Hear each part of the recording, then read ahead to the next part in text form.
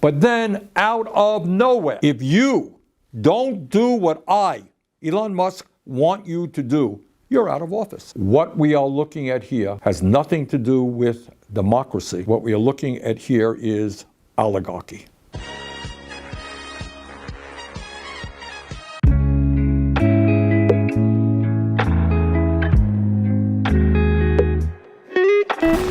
Bernie Sanders has a meltdown over Elon Musk providing Donald Trump a massive victory by using the power of X to expose all of the hidden pork and fluff in this most recent bill by Congress, which was meant to simply keep the government open. But that's not the only good news for Trump. He's out there on the stage hitting the Trump dance because he just keeps racking up wins, and he's not even in office yet. And we're going to go over those wins in this video. But to start, let's watch Bernie Sanders having a meltdown over the billionaires. Watch.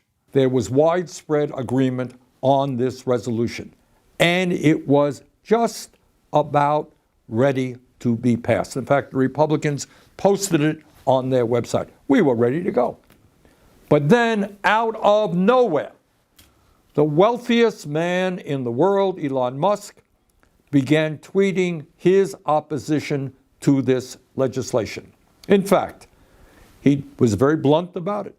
He told Republicans that if they voted for this proposal, which they had already agreed to do, he would take out his wallet and spend as much money as it took to defeat them in primaries and drive them out of office. You got that? Take a deep breath and appreciate what's going on here. The wealthiest person in the world, who spent at least $277 million to elect Donald Trump in a Republican Congress, has now claimed complete ownership of that party. And what he is saying is, hey, Republicans, forget your constituents, forget your constitutional responsibilities. If you don't do what I, Elon Musk, want you to do, you're out of office. And I have the money to do just that. My friends, what we are looking at here has nothing to do with democracy. What we are looking at here is oligarchy. This is up and up. Government by the billionaire class for the billionaire class. There are two major problems with what Bernie Sanders just said. Even if Elon Musk did want to fund opponents of the people who weren't supporting Trump's agenda, you can't buy your way to an election. And we don't even have to look that far to know that's true. Kamala Harris raised 4 times the amount of money as Donald Trump and lost in embarrassing fashion. Mike Bloomberg ran for president, spent over $1 billion of his own dollars to do so, and didn't even last long in the primary. That is merely a threat that if you do not get behind the American people's mandate, you're going to have a tough time going forward, which I think is valid. And number 2, it's so astonishing how the Democrats are now freaking out about a billionaire being involved and influential in politics, like they don't have their own billionaires who are influential and control Democrat politicians. They've got George Soros, they've got Bill Gates, billionaires who have nefarious intentions and global control aspirations behind the Democrat Party. As Scott Jennings said best, and we'll listen to him a little bit later, they collect politicians like kids collect Pokemon cards. But now that there's a billionaire on the other side who is vocal about it and actually has altruistic intentions, freedom, efficient government, prosperity for the American people, for the long term, they want to demonize him because they see a threat to their control. Elon Musk simply highlighted the myriad of unnecessary things that were crammed into a bill meant to keep the government operating until March. And what's funny about Bernie Sanders, the self-proclaimed socialist, the guy who hates the rich people, he has a net worth of $5 million and owns 3 houses, including a lake house. Listen to him just shrug it off like, yeah, you know, I'm just like everybody else. I have a lake house. Watch. Do I own 3 residences? Yeah, I do. I live here in Burlington, Vermont. We live in a middle-class neighborhood. Guess what? I'm a United States Senator, and I own a home in Washington, D.C. And guess what? Like many thousands of people in the state of Vermont, I have a summer camp. It's a nice one on Lake Champlain. That's it. Now, how did I get the money? I wrote 2 best-selling books, including this book on capitalism, and I make, I don't know, $175,000 a year, and that's more or less how I became the zillionaire that I am. If you guys could get this video to 5,000 likes, I would greatly appreciate it. You guys already broke the record on my last video, so let's see how fast we can do it on this one. The typical Democrat politician playbook. Say you're for the people, say you're a populist, say you're against the elites, but just use your political station to increase your own personal net worth. No one would know who you are, Bernie, if you hadn't been shouting about how evil rich people were for the last 40 years. So that's why you're able to sell your books and take advantage of capitalism, the system you speak so disparagingly of. But here he is trying to call out all of the fluff that Elon Musk highlighted in this bill, disinformation. Further, and very dangerously, and this is the guy, you know, who owns Twitter. As part of his campaign to defeat this resolution, Musk has been spreading an enormous amount of disinformation and outright lies about what is in the bill. He said that the measure would include a 40% pay raise for Congress. That's a lie. It is a 3.9% increase, the same as federal employees are receiving. He said that this legislation would fund bioweapons labs. Not true. In fact, it provides funds to protect Americans from emerging infectious diseases. He said that the country would be just fine if the government shut down. Really? Here's what happens if Mr. Musk gets his way and the deal implodes. Funding for kids' cancer research gets cut. Now let me address every single lie that he just spewed out of his hypocritical mouth. Congress people don't get a 40% raise, they get a 3.9% raise. Yeah, per year, for 10 years. See, the problem is, we're already at a $2 trillion per year deficit, where their salary is now. So they're promising increasing spending over the next 10 years, which 3.9 times 10 equals 40%, when we are already in a deficit. They are not accounting for any money to pay for these increased costs, which is what Trump and Doge are trying to stop. They're not funding biolabs. In fact, they're actually doing research to prevent future infectious diseases. Well, you know how they do that research? They create biolabs, where they create extremely deadly and contagious mutations of viruses in preparation for them potentially being used by enemies, and then they work on vaccines to potentially try to stop that future occurrence. And you know why the American people are against that, as fine as it may sound in theory? Because you guys just let a virus escape from one of those biolabs and create a worldwide pandemic. Number 3, it cut money for pediatric cancer funding. And thanks to X, the greatest news platform on earth, that was quickly debunked. That cancer research bill has passed the Republican House since March. It's been held up in the Democrat-controlled Senate because they wanted to use it as leverage for this bill to get what they want. And if they couldn't get what they want, they were going to use it as smear ammo to try to say that the Republicans were cutting funding for kids with cancer. And I'm all for the cause. It sounds altruistic on paper, right? But we've been throwing money at cancer research for going on 50, 60 years, and we have nothing to show for it. You know why?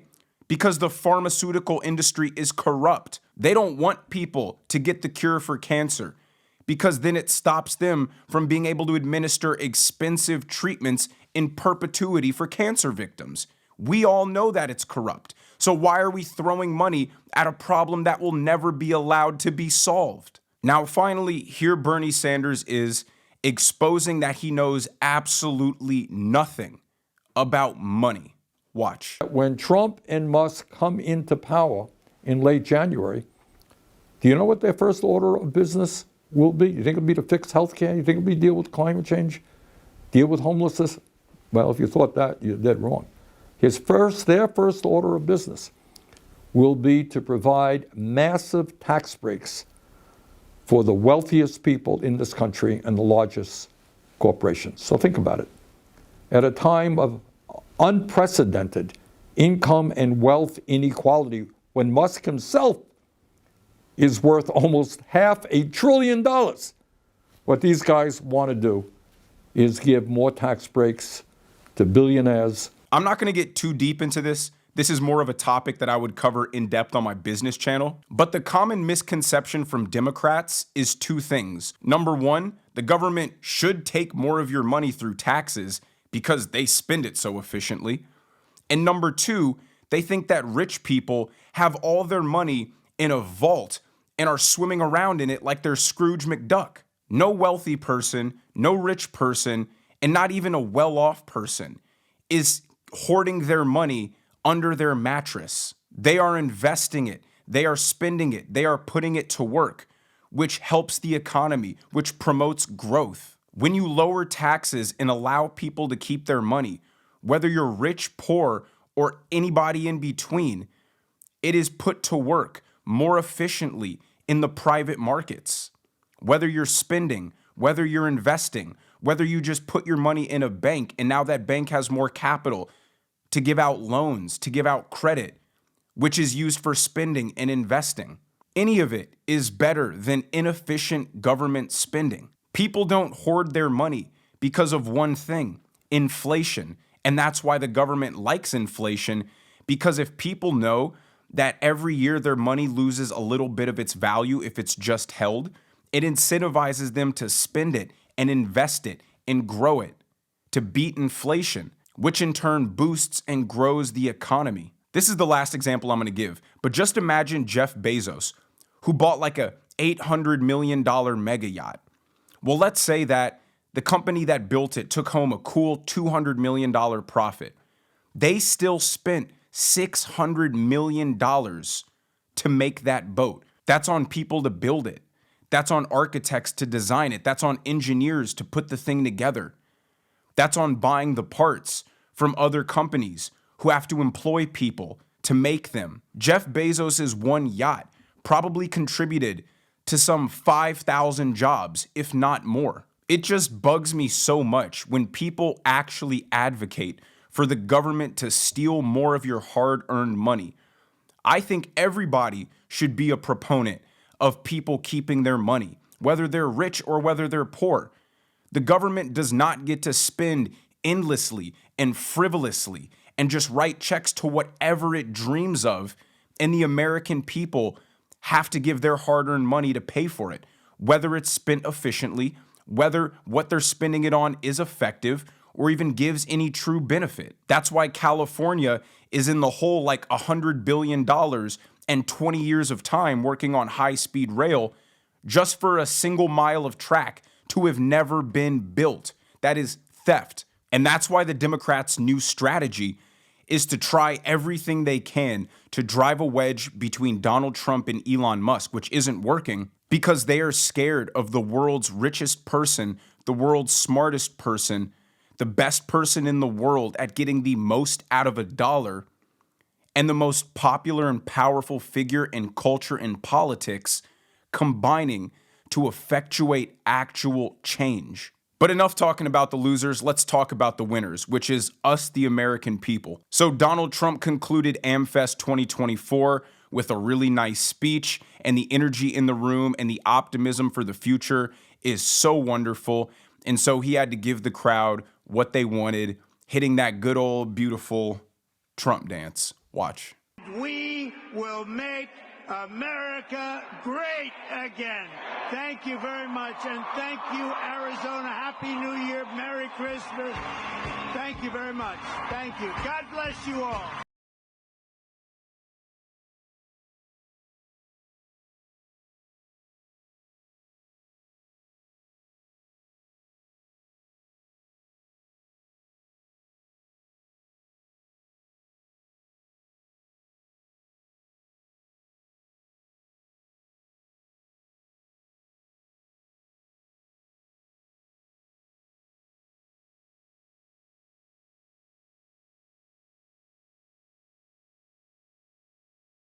Now, I'm not gonna lie, I've been hitting the Trump dance in the club for the past couple of weeks, and it is a massive hit.